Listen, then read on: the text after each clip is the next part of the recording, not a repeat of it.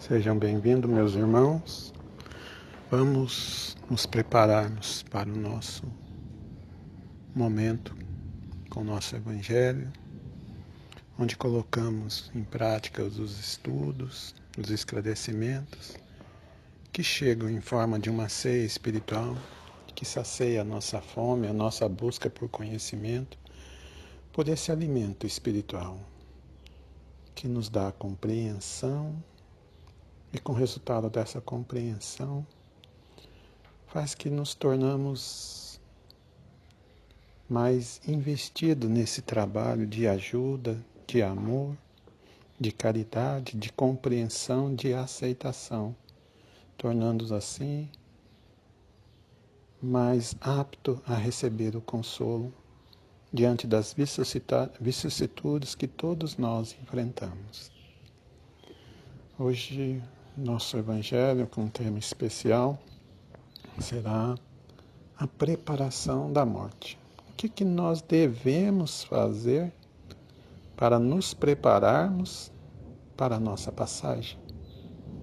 Será que nós estamos preparados hoje para ter uma passagem tranquila e serena? Ainda que a morte muitas vezes seja um tabu, várias pessoas não queiram conversar sobre ela, todas as pessoas do mundo sabem que ela é uma realidade, não temos como fugir. E o que nós fazemos para nos prepararmos para a morte, já que ela vai chegar? Esperamos que seja no cumprimento da idade biológica com o tempo, mas muitas vezes ela pode chegar a qualquer momento, para crianças, jovens em tenra idade, para adultos, idosos, enfim. Nós nunca sabemos qual é o momento. E será que nós estamos prontos para a partida? Estamos conscientes do que devemos levar em nossa bagagem espiritual, uma vez que sabemos por antecedência que os caixões não têm gaveta, que nenhum bem material adquirido aqui partirá conosco. Pelo contrário, muitos deles servirão como cadeias e algemas para nos prender nesse plano físico. Para iniciarmos o nosso Evangelho de hoje, vamos fazer uma leitura do livro Ceifa de Luz de Chico Xavier pelo Espírito Emmanuel, Doentes em Casa. E a paz de Deus domine em vossos corações, para a qual também foste chamado em um corpo, e sedes agradecido. Isso está na primeira carta de Paulo aos Colossenses, capítulo 3, versículo 15. Se abordasse agora o plano espiritual, para lá da morte física, e aí encontrasses criatura querida em dificuldade, que farias? Aqui talvez surpreendesse um coração paterno em frustração, mais além abraçaria um companheiro ou um associado, um filho ou um irmão, carregando o resultado infeliz de certas ações vividas na terra. Que comportamento adotaria se as leis divinas te outorgassem livre passaporte para as esferas superiores, facultando-te, porém, a possibilidade de permanecer com seres inesquecíveis em tarefa de amor? De certo estaria a decidir pela opção insopitável. Não desejaria compartilhar os céus com a dor de haver abandonado corações inolvidáveis à sombra transitória a que empenharam com seus próprios erros. Reconhecê-los-ias por doente, reclamando proteção, demorar-te-ia junto deles na prestação do auxílio necessário. Referimos-nos à imagem para considerar que os parentes enfermos ou difíceis são criaturas às quais, antes do berço em que te refizeste no plano físico, prometeste amparo e dedicação. Nascem no grupo familiar realmente convidados por ti mesmo ao teu convívio para que possas assisti-los no devido refazimento. Entendemos-nos no assunto que existem casos para os quais a segregação hospitalar demorada e distante é a medida que não se pode evitar, Mas se tens contigo alguém a quem ames, erguer-se por teste permanente de compreensão e paciência no instinto doméstico, não afaste esse alguém do clima afetivo em que te encontres sob o pretexto de acerenar a família ou beneficiá-la. Guarde em tua própria casa, tanto quanto puderes, os parentes portadores de provações e não lhes decrete o exílio, ainda mesmo a preço de ouro. Apoia-os, qual se mostrem com as necessidades e lutas que se lhe marcam a existência, na certeza de que todos eles são tesouros de Deus, em tarefas sobre a tua responsabilidade, ante a assistência e a supervisão dos mensageiros de Deus. Mestre amado querido, iniciando o nosso Evangelho, pedimos por todas as pessoas que terão acesso a esse Evangelho através das mídias sociais, através dos nossos grupos no Facebook, Prece Espírita Allan Kardec, Reflexões Diárias, da página Asmar Pires, do Caminho da Espiritualidade, através do canal Reflexões Diárias no YouTube, através dos grupos de WhatsApp, de postagens, de tratamento espiritual, grupos Reflexões Diárias, estudos, grupos Allan Kardec, grupos Caminho da Espiritualidade, enfim, todos os outros grupos que aqui não foram citados. Olhe por cada administrador de cada grupo que reposta esse evangelho, essa mensagem, por cada membro dos grupos. Olhe por todos os membros colocados em pedidos de orações, aqueles que foram anotados, que não foram anotados, para que todos possam receber a visita dos seus benfeitores espirituais, amparando, levando paz, levando harmonia nos seus corpos físicos, nos seus corpos espirituais, em seus lares, envolvendo cada ser encarnado e desencarnado no seu eterno amor, promovendo a luz do bem-querer e a paz em cada coração. Graças a Deus. Bom, como hoje nós vamos fazer um estudo sobre a preparação da morte, como nós sabemos, nós temos a imortalidade da alma. Todos nós conhecemos e temos ciência disso, que o corpo físico morre, mas a alma é eterna, o espírito é eterno. Viemos e voltamos em vários processos reencarnatórios, sempre na busca de repararmos erros do passado, sempre na busca de aprendermos coisas novas e de servirmos. E apesarmos da ciência da vida, apesarmos de sabermos que voltaremos à carne, mas o momento da partida nos causa medo.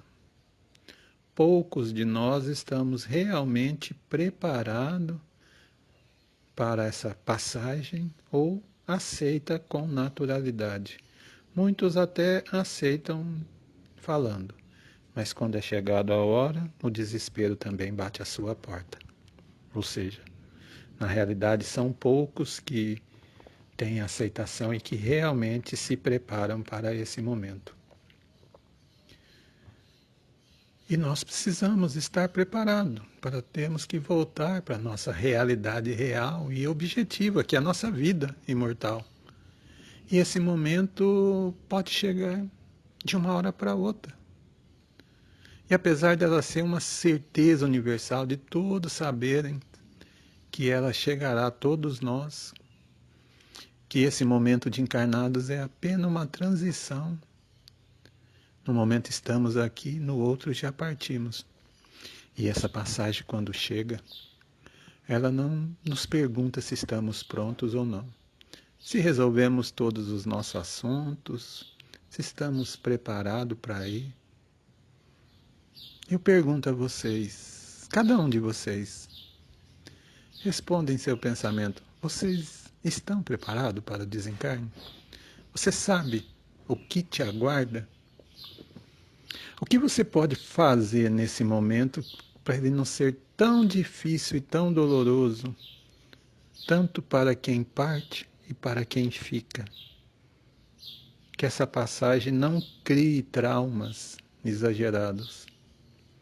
Então, pensando nisso, vamos estudar um pouco, vamos analisar sobre uma ótica, existem outras, mas vamos analisar sobre uma, abordando uma forma que podemos nos preparar para esse momento da passagem. Vamos abordar 3 tópicos, né? Nesse processo de educação que nós devemos ter com relação à morte. E dentro desses 3 tópicos, eles se transformarão em 10 orientações, que de alguma forma poderão contribuir com uma passagem mais harmônica. Como falamos, então vamos começar pelos os 3 tópicos principais. O primeiro, a providência que nós devemos tomar antes da morte. Primeiro ponto, devemos cuidar do corpo físico. Essas são providências antes da morte.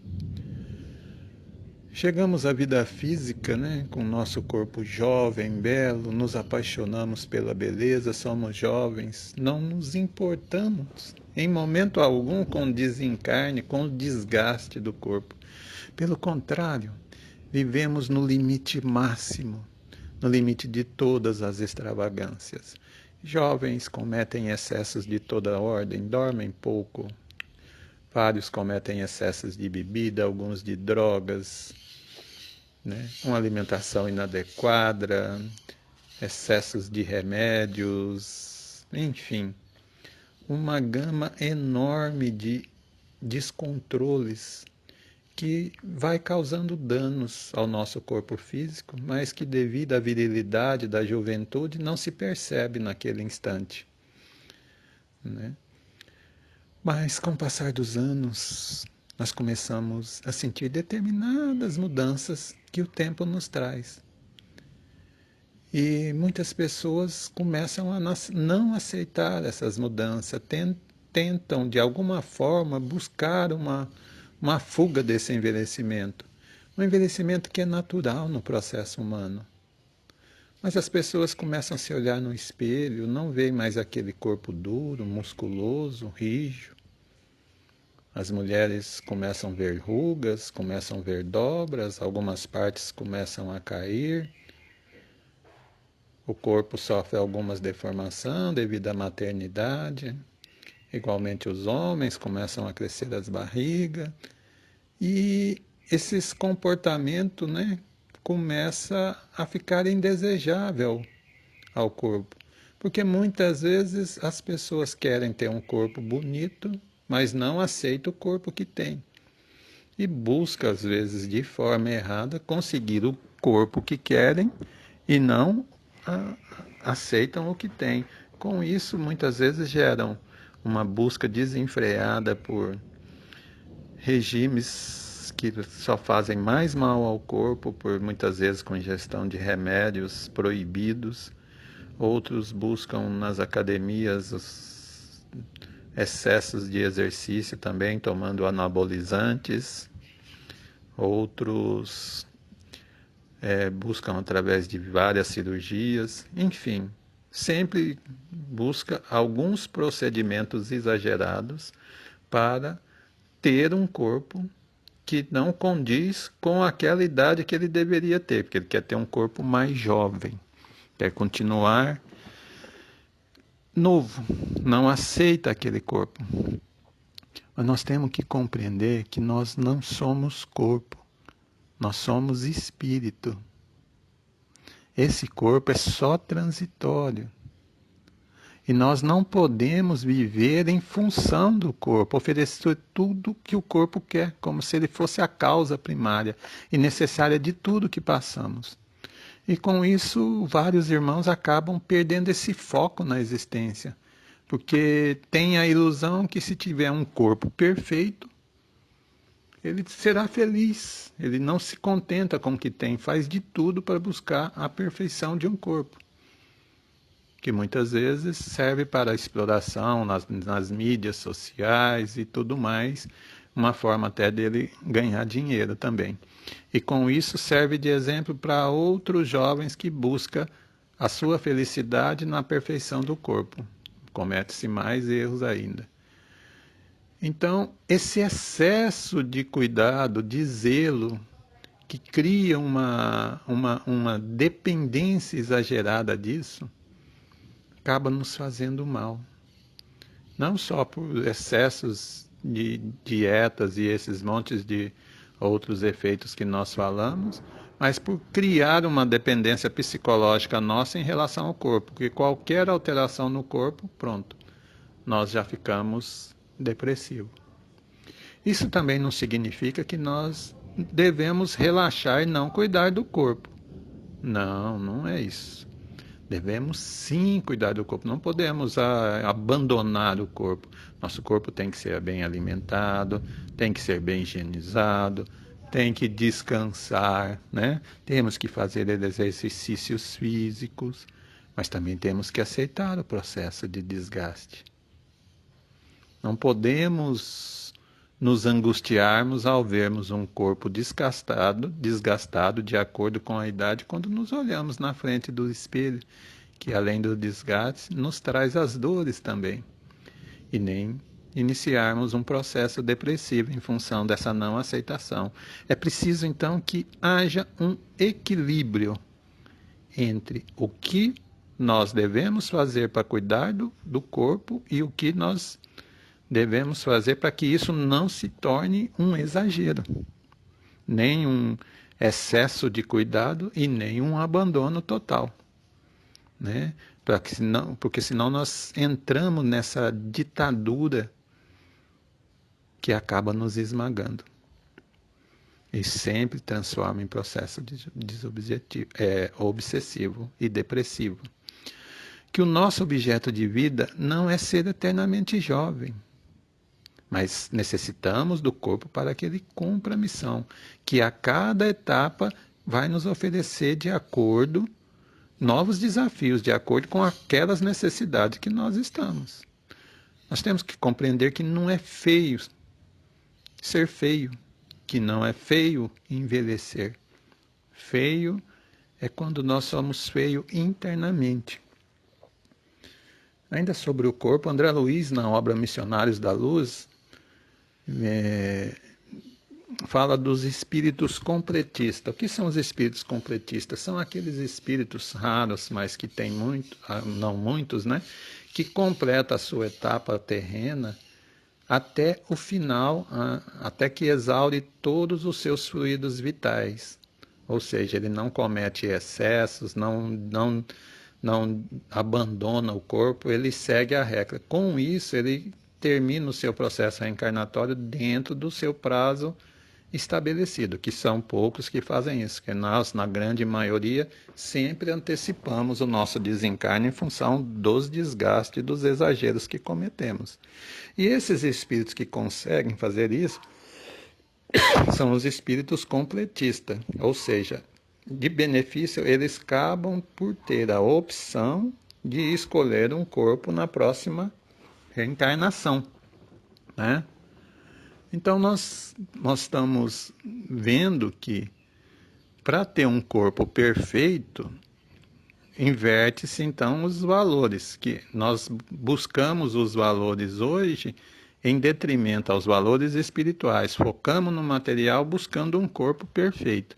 Mas a literatura espírita nos diz que para nós termos um corpo perfeito na próxima reencarnação, nós precisamos de ter equilíbrio nessa, precisamos de cuidar mais do espírito para que consigamos cumprir a nossa meta de reencarnação, todo o nosso plano, desencarnarmos no final do nosso fluido vital, aí sim nós teremos a oportunidade de ter um corpo perfeito na próxima reencarnação, por sermos completistas. Só que quando um espírito foca quando ele consegue cumprir essa etapa e quando ele vira um completista, muitas vezes ele não quer um corpo perfeito, porque ele sabe que um corpo perfeito poderá, numa futura reencarnação, forçado a incorrer em diversos erros, por ser, às vezes, de uma perfeição física, por várias pessoas o desejarem, tanto homem como mulher, e ele pode acabar falindo nas suas provas. É necessário que até nesse sentido haja um equilíbrio. O segundo ponto, né, que nós vamos tratar desses fundamentos que devemos tomar antes da morte do corpo físico, é sobre o nosso amor pelos bens materiais. Nós vivemos uma vida, muitas vezes, na busca de aquisições, somos preparados desde nossa infância para aquisições de bens materiais e de projeções. Estudamos porque você tem que estudar, porque você tem que ser um bom profissional, que você tem que ganhar dinheiro para você ter uma casa nova, para você ter um carro novo, para poder viajar, para montar uma empresa, para você ter um nome, para você ser famoso, para você ser um excelente profissional. Ou seja, nós já somos educados pelos nossos pais para a aquisição desses bens e valores. Mas nossos pais não nos ensinam que na passagem espiritual esses bens não agregarão em nada para nós. Eles não ensinam a verdadeira essência que vai facilitar a nossa passagem, que são os valores espirituais. Ou seja, nós utilizamos esse proveito e passamos a nos tornar escravo, aquisição de bens, e esses valores fundamentais, né, que são a aquisição dos valores, nós deixamos de lado. Também não significa, da mesma forma, ao outro extremo, viver na pobreza e abandonar tudo. Como sempre, tudo que falamos precisa de haver equilíbrio. Não nos apegarmos, sermos escravos dos bens materiais e nem nos abandonarmos. Temos que ter sim, o dinheiro é uma dádiva de Deus, os bens materiais, o conforto, sim, também é uma dádiva, né? Nós vemos pela nossa própria projeção de anos atrás quanto conforto nós já não temos, carros, aviões, né? Casas confortáveis, energia, luz elétrica, transportes, ou seja, vários confortos que vai melhorando a nossa qualidade de vida. Mas isso não significa que nós devemos ser escravos do dinheiro. Então, é sempre necessário equilíbrio.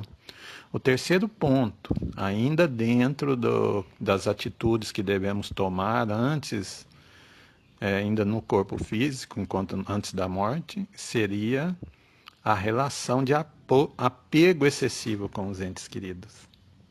Nós temos que compreender que essa relação que nós temos com os nossos entes queridos, né, principalmente às vezes pais, filhos, irmãos, né, são relações passageiras. Nós estamos e não somos. Às vezes nós temos muito, meu filho, o meu pai, a minha mãe. Nós temos que ter a ciência que nós estamos pai, estamos filho, estamos marido, estamos irmãos, estamos avós. Numa próxima reencarnação, toda essa configuração pode mudar. Poderemos ser mães, poderemos ser avós, avós, tios, pais, ou seja, tudo que é hoje pode se inverter amanhã. Então, hoje nós estamos. Mas quando nós sentimos que somos e não estamos, e nos ligamos exageradamente, acontece que nos apegamos excessivamente. E essa superproteção, esse superapego de achar que a responsabilidade da nossa felicidade e do nosso caminhar depende daquela determinada pessoa, isso faz com que nós nos prendemos muito à situação e esse processo reencarnatório atual. Esquecemos que a verdadeira vida continua, pois nós limitamos a esse amor existencial dessa vida, e não que esse amor é uma sequência de vidas passadas e que continuará por vidas futuras. A morte ou desencarne é um processo natural que vai ocorrer. Segundo as estatísticas, hoje nós temos uma média de 102 desencarnes por minuto no mundo. Ou seja, durante só a leitura desse evangelho, provavelmente 4.500 pessoas terão desencarnadas. quantas dessas 4.500 fizeram uma preparação da morte? Quantas delas estão realmente preparadas para essa passagem? Há algumas obras espíritas que falam que 75%, por volta de 70 a 75% dos espíritos que desencarnam, ou não aceitam a morte, ou nem sabem que desencarnaram, né? Isso é um número muito grande. E para as pessoas que trabalham nas casas espíritas, como os dialogadores, têm a condição de presenciar isso na prática, né? Posso falar por mim, que tenho a oportunidade de toda semana estar conversando com esses nossos irmãos desencarnados. A maioria não sabe que estão desencarnados, ou alguns que sabem não aceitam. Muitos ficam presos nas casas dos familiares, nos hospitais, nos locais dos acidentes, nos vícios por drogas, por bebida, por sexo, no desejo de vingança, no apego aos bens materiais, enfim, há várias situações que acabam prendendo eles aqui. Então, esse apego nosso excessivo pode nos prejudicar também. Nós devemos ter um desapego, amar, sim, incondicionalmente, mas não nos apegarmos ao ponto de acharmos que eles são nossos entes queridos e que nós não devemos abrir mão deles sob hipótese alguma. Não é dessa forma. Não podemos esquecer, como sempre falamos, nós viemos para reparar erros, aprender coisas novas e servir. E na conceituação espírita, às vezes até alguém fala o contrário, mas o que é contrário da morte não é a vida. O que é contrário da morte é o nascimento. Porque a vida não é contrário à morte, porque a vida existe tanto aqui no plano físico como no plano espiritual. Então, o contrário à morte é nascimento, né?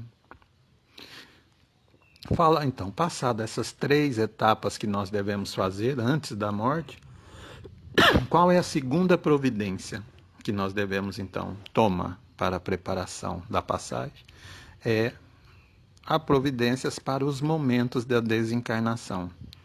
Allan Kardec, no livro Céu e Inferno, no primeiro capítulo da segunda parte, que trata dessa passagem como o passamento, que é essa transição da vida material para a vida espiritual, ele fala que dentro desse passamento existem 4 fatores que influenciam a boa transição ou a má transição, né? Pode influenciar nós termos uma passagem boa ou ruim.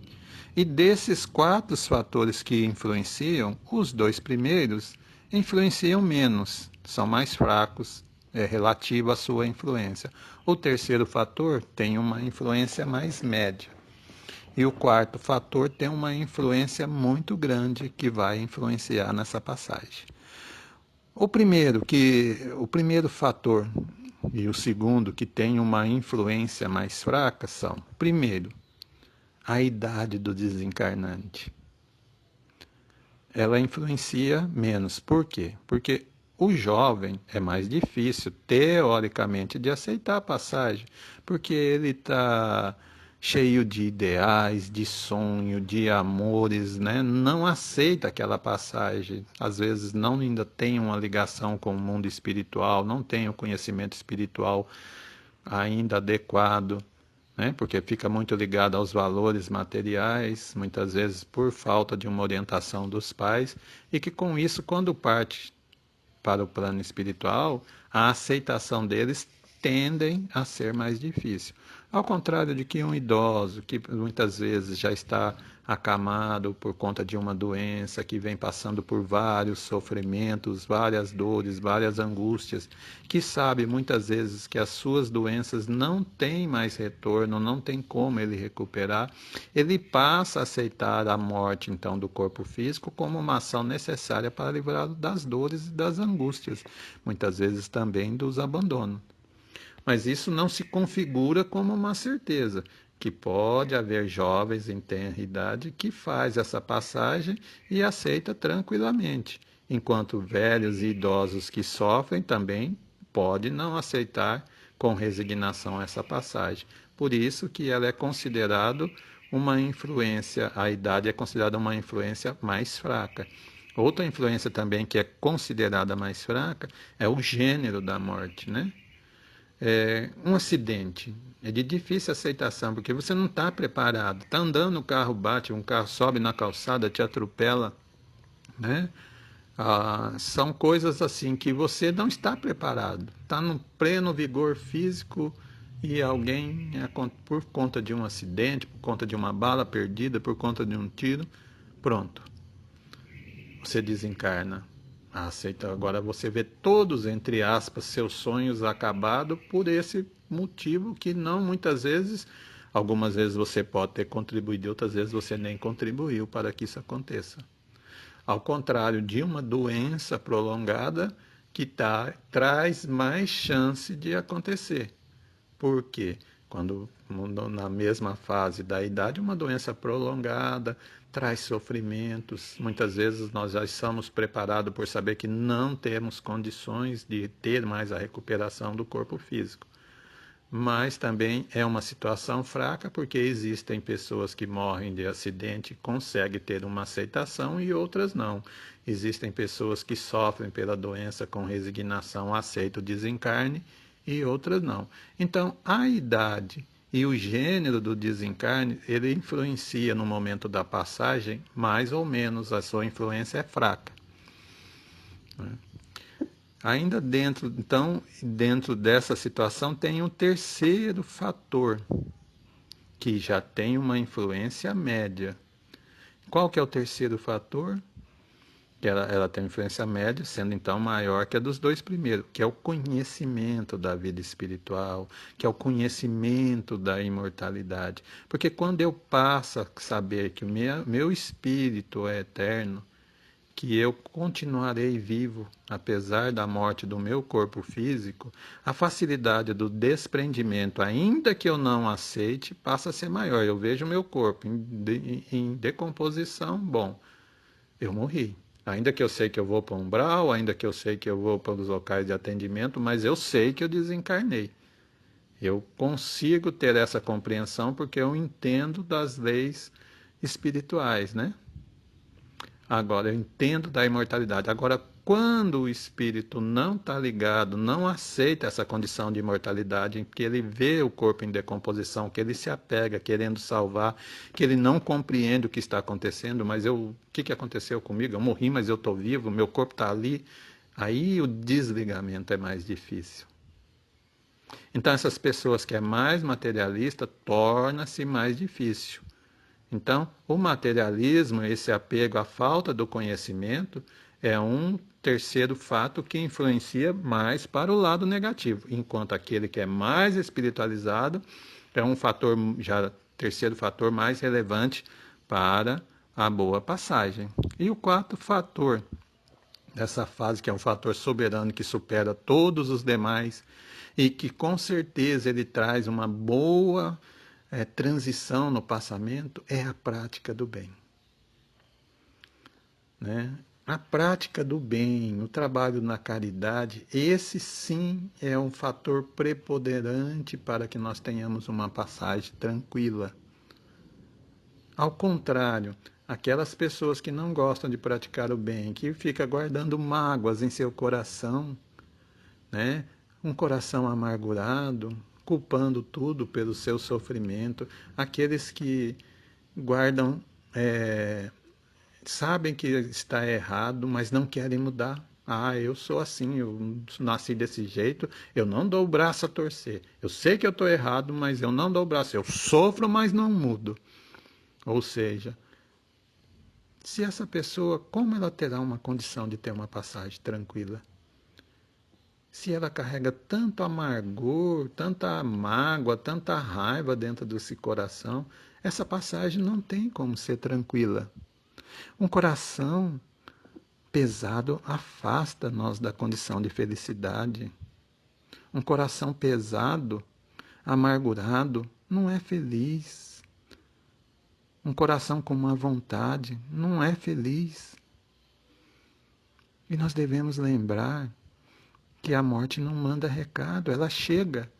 E aí nós estamos brigados com um amigo, estamos brigados com o marido, com o filho, com os colegas de trabalho, com o colega de escola, por besteira, porque nós não aceitamos determinadas situações que nos foram criadas, porque nós não queremos perdoar, porque nós achamos que fomos agredidos moralmente, intencionalmente, espiritualmente, intelectualmente, e criamos esses atritos. Se a morte chega e nos pega nessa condição, pronto.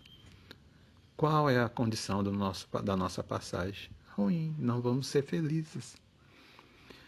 Né? Então nós temos que buscar harmonizar com os nossos parentes, com os nossos amigos, buscarmos pedir perdão e perdoar. São pendengas tão baratas, tão injustificáveis, que devido a esse conhecimento, esse contato com várias pessoas, às vezes parentes, irmãos, pais, maridos, filhos, e os que aqui ficaram estavam brigados por situações tão esdrúxulas, tão coisas simples, e aí fica aquele peso na consciência, tanto dos que partem como dos que ficam. Meu filho partiu, meu marido partiu, minha irmã partiu, meu pai partiu, minha mulher partiu, e eu estava brigado por causa de uma besteira. Ou seja, quem parte vai com o coração triste, e quem fica, fica com o coração triste. Então, por que deixarmos essas mágoas, esses valores do ego, superar os verdadeiros valores espirituais? Que possamos aprender a mudar, que possamos aprender a pedir perdão. Nós nunca sabemos o dia de amanhã. Esse convívio com o lar, com os amigos, é necessário que seja simples, é necessário que haja amor. Então, essas são as necessidades durante, né? A morte, vimos antes da morte, né? E agora vamos ver então as necessidades que devemos tomar depois da morte. Primeiro, perda dos entes queridos, aceitar a desencarnação. Eu sei que é muito difícil às vezes aceitar a desencarnação dos mais jovens, dos filhos. Quando é pessoas mais velhas, os pais, é pela ordem natural, né? Se acredita, então é mais fácil a aceitação. Mas dos mais jovens é mais difícil. E dentro dessa situação das mortes de entes queridos, nós vamos trabalhar 3 hipóteses, né, dentro dessa. Dentro dessa morte, o que nós podemos fazer? Primeiro, fugir do desespero. O choro da perca de um ente amado, de um ente querido, é necessário, porque ele vem de uma saudade, ele vem de uma falta. Mas quando nós choramos pelo desequilíbrio, pelo desespero, pela condenação, aí ele já cria ondas de desequilíbrios emocionais, e que, devido à nossa sintonia entre encarnado e desencarnado, faz com que nós trocamos essa energia deletéria. E aquele que está num processo de recuperação sofre toda a influência, toda a angústia do nosso parente encarnado que está.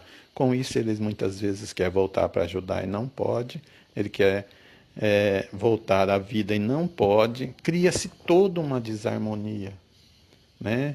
As mães ou pais, às vezes, que perdem, né, filhos, começam a cultuar os filhos, idolatrar filhos, não transforma suas casas em museus, guardando todas as peças dos filhos, guardando tudo, entra no quarto como um templo para chorar, e choros de desespero, nunca choro de saudade, desequilíbrio. E isso leva todo o desequilíbrio. Então, que possamos desmontar esses museus. Devemos sim manter uma relação, guardar alguns itens que nos são gratos, né, que nos remete a lembranças boas e alegres daqueles que partiram, mas podemos doar o resto. Filhas que passam a viver a vida da mãe, não querem desfazer de nada da mãe, como se a mãe ainda estivesse viva. Vão para casa, cozinha, comida, vive na casa da mãe, conversa com a mãe o dia inteiro, como se a mãe estivesse viva. Isso não pode acontecer. Que forma de equilíbrio que se leva ao espírito? O espírito que está de lá sente a necessidade que nós que estamos aqui continuamos a nossa vida. Nós não podemos paralisar. Então nós temos que fugir do desespero, como nós falamos como o primeiro item desse. Nós temos que não transformar a nossa casa em museus para ficar aquele templo de choro, de desespero. E por último, nós temos que não paralisarmos nossa vida.